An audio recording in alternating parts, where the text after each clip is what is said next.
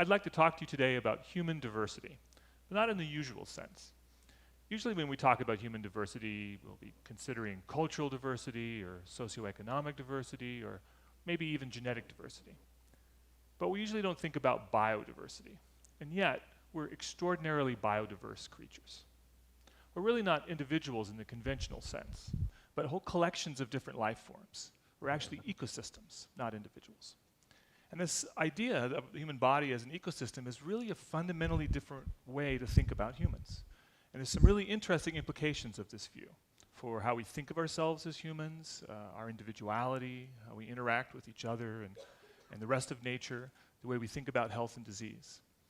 And my goal today is, by the end of my talk, to convince you that to fully appreciate what it is to be human is to recognize that each of us is an ecosystem, and that this is a very powerful and beautiful way to think of the human body.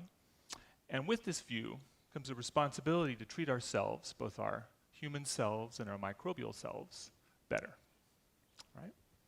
So there's great resistance to this idea. You're probably feeling it already, right? I certainly did the first time I thought of this, right? So where does that resistance come from, right? It comes from the fact that this idea is absolutely disgusting, right? I mean, the thought that we share our bodies with all these forms of life that we can't get rid of is, well, it's repulsive, right? So the first time I actually realized this, as a student at a scientific meeting at a university, and I ended up in a talk about oral health, about the mouth. I don't even remember how I ended up in this particular session, but I'm sitting in this room, and there's this professor who's passionately describing all the forms of life that live in a healthy mouth. And the more he talked, the more freaked out I got. And so at the end of his talk, which luckily was right before the coffee break, I ran up to my dorm room, got my toothbrush, ran into the bathroom, just determined to brush away the images of what he was talking about. Unfortunately, it was like 6 deep at the sink, because everyone else at that talk had the same idea, right? To try to get rid of these ideas, right? There's great resistance to this idea that we're ecosystems. So today, I want to engage you in your disgust, and hopefully generate some curiosity about ourselves, enough where occasionally you'll forget to be disgusted, maybe even feel some reverence for these amazing creatures that we share our bodies with, right? For the fact that we're ecosystems. So what do I mean when I say that the human body is an ecosystem? So what comes to mind when I use that word, ecosystem? Right? Yeah, exactly. Well, that's a good idea, given the picture I have up there.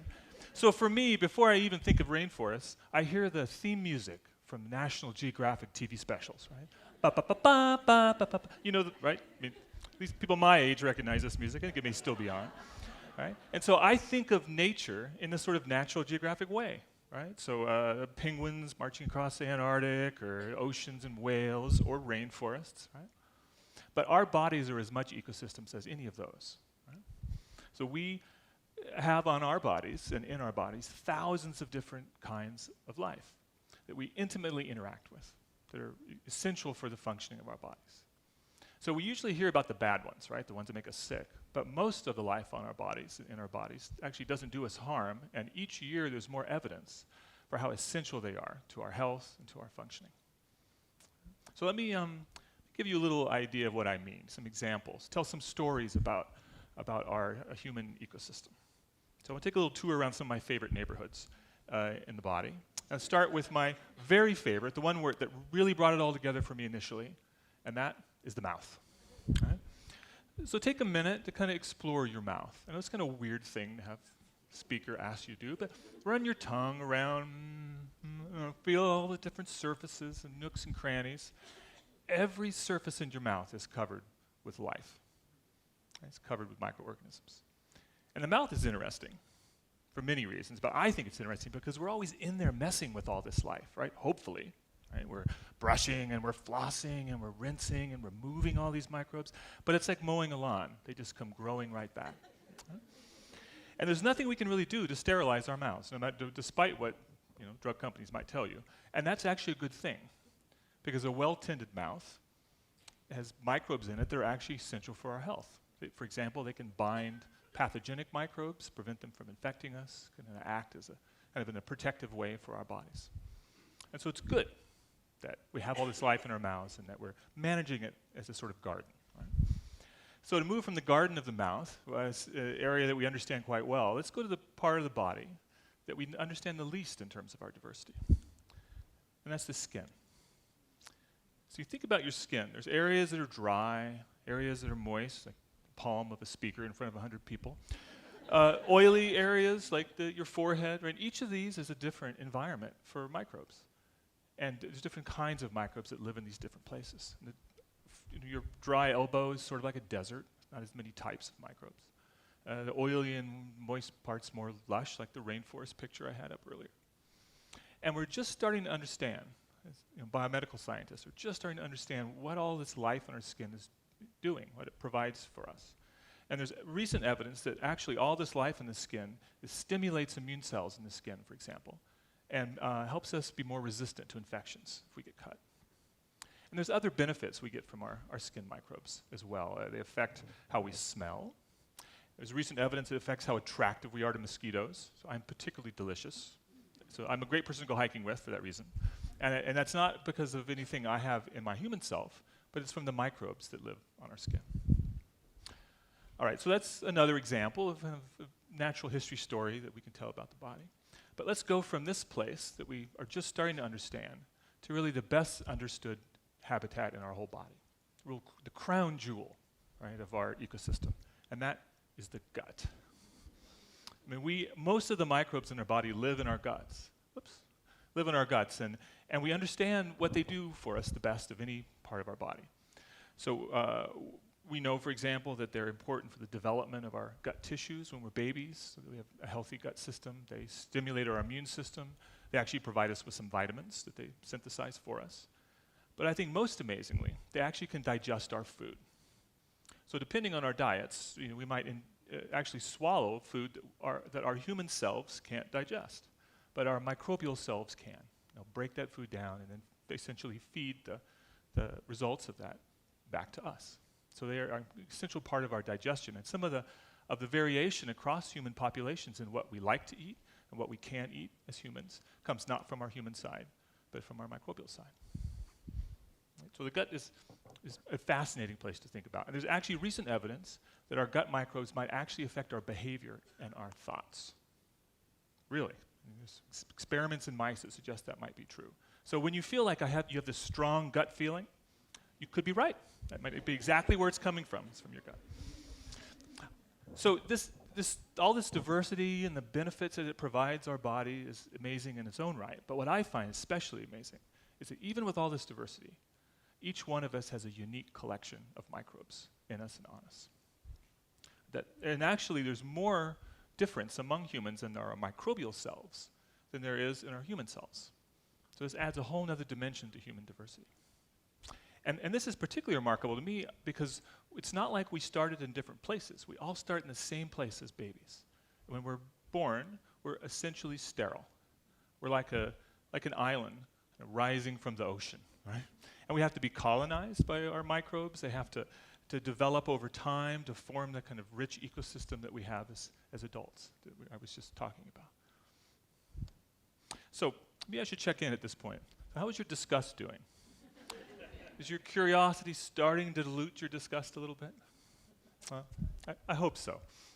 But what really helped me to get over my initial revulsion at this idea was to think not just about the diversity of life on us and what it does for us, but to think about the implications of this new view of the human body, that we are actually ecosystems and not individuals. And one implication of that, so I just alluded to, which is that it really challenges our sense of individuality. So right now, I'm standing up here in the stage, very aware of my boundaries, right? There's me, there's the rest of you. I end and the world begins. Right? I feel very much separate from everyone else in this room. Now, I'm interacting with you through language, but I can't physically interact with you because I'm up here on the stage. But that's not really true. So actually, right now, we are physically interacting. We just can't see it. We are exchanging microbes at this very moment. And that's because, like all ecosystems, our body has individuals coming in and going out, that we essentially have this cloud of microbes around us, which at first, I have to admit, was not a pleasant idea, right? Because I thought of this guy. Recognize him, right?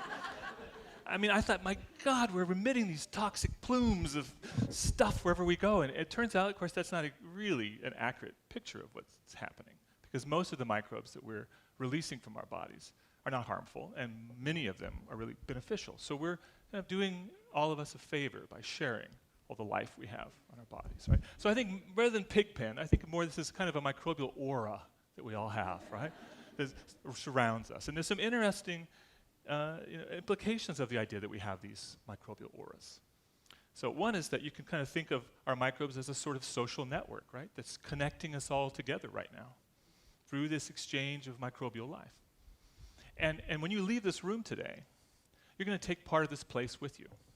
Your microbial selves will be different. You'll have some microbes from the room, some from people near you, maybe some from me, some up here spewing microbes at you at this very moment.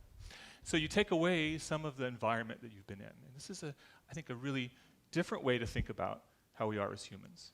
It challenges our sense of individuality, but there's a kind of beauty to this kind of connection.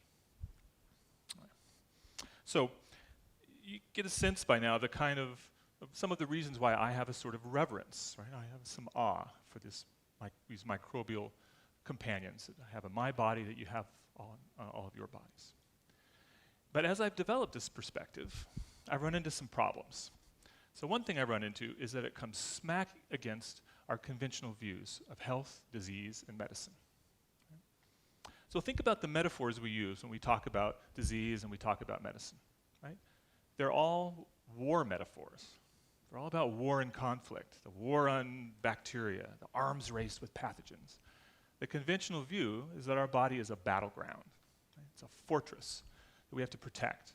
And if the walls are breached, we need to use overwhelming force to take care of those invaders. Right? Sometimes a scorched earth approach to rid our bodies of disease. And even for the diseases where this approach has worked, the cost has been huge. Right? There's all this collateral damage. Any of you who've taken a very powerful or long dose of antibiotics has a little idea of what some of that collateral damage is like, right? As you kill the life inside you, not just the targets, but all of the good things that live in you as well.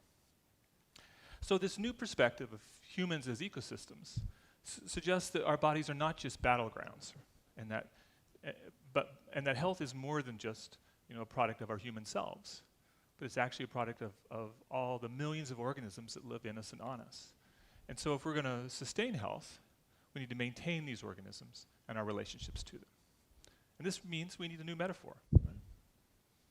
So it's my attempt to do that. Right? So the body now, if we have this new perspective, is not really a battleground where we're waging war with microbes, but it's like a park, right? Where we need to manage the life that's in us and on us that we're exchanging with others. And physicians and biomedical scientists are starting to recognize this shift in perspectives. They're starting to design drugs that are really targeted, that kind of reduce the collateral damage, so kind of the smart bombs of the drug world. And they're also coming up with strategies that I think are particularly interesting, strategies to restore the communities inside us and on us when they're damaged by disease or by drugs. So like restoring a marsh or a rainforest in a bigger ecosystem. But to really make this shift from this view of humans as battlegrounds and to humans as ecosystems or parks requires all of us, not just physicians, to change the way we think. And I've started to be able to recognize people who have made this transition to thinking about their bodies as ecosystems. So people like that, they wash their hands, of course, after they use the bathroom or before they eat, but they don't cover themselves with Purell at every opportunity. Right? They clean their food. They don't try to sterilize their kitchens. They take antibiotics when they've got a bad infection, but they don't expect their doctors to give them a prescription for every sniffle. And in short, they value all of the life that they share their bodies with. So, I invite all of you to embrace your microbial selves, right? To be affiliated with the ciliated, as I tell my students. Right? Because to be fully human is to really appreciate all of our diversity, including our biodiversity. Appreciate that each one of us is an ecosystem. Thank you.